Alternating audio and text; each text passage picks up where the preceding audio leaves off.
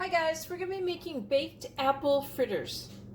So in a bowl I'm going to put 2 cups of all-purpose flour and 1 cup of granulated sugar. This is 2 teaspoons of baking powder and a half a teaspoon of salt. 3/4 of a teaspoon of nutmeg and 1 teaspoon of cinnamon. And we're going to whisk this together till it's combined.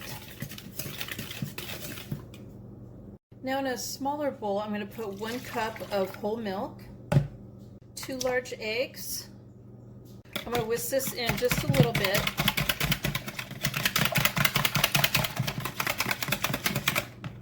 I'm going to add 3 tablespoons of salted melted butter and 1 teaspoon of vanilla extract.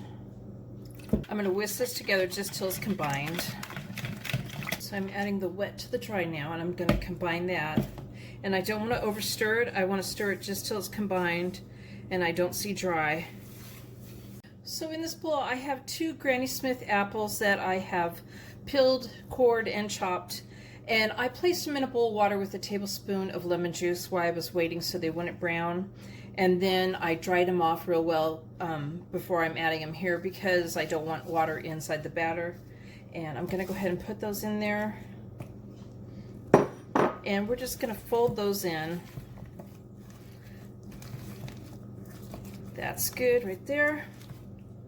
My oven's preheated to 350 degrees and I've sprayed my muffin tray with a nonstick cooking spray, and I'm just going to fill each of these muffin holes with about 3/4 of the filling.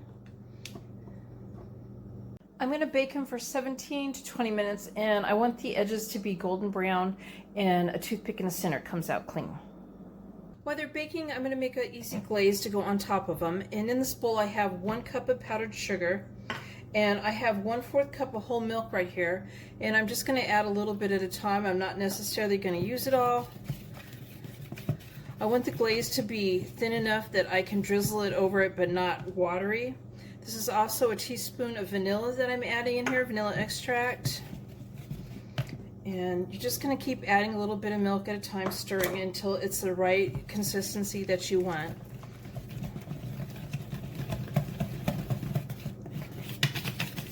Get all the dry lumps out of it.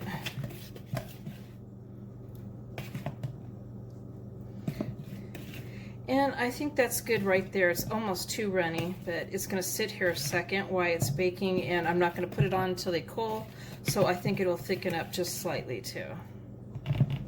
I let them cool the rest of the way in the pan for about 8 minutes before removing them to the wire rack to cool the rest of the way. And now I'm going to go ahead and drizzle the icing on them.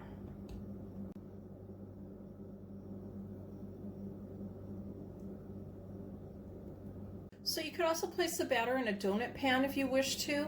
And there is my apple fritters, my baked apple fritters, and I hope you guys like this video. Please give it a thumbs up and subscribe to my channel, and thank you guys for watching.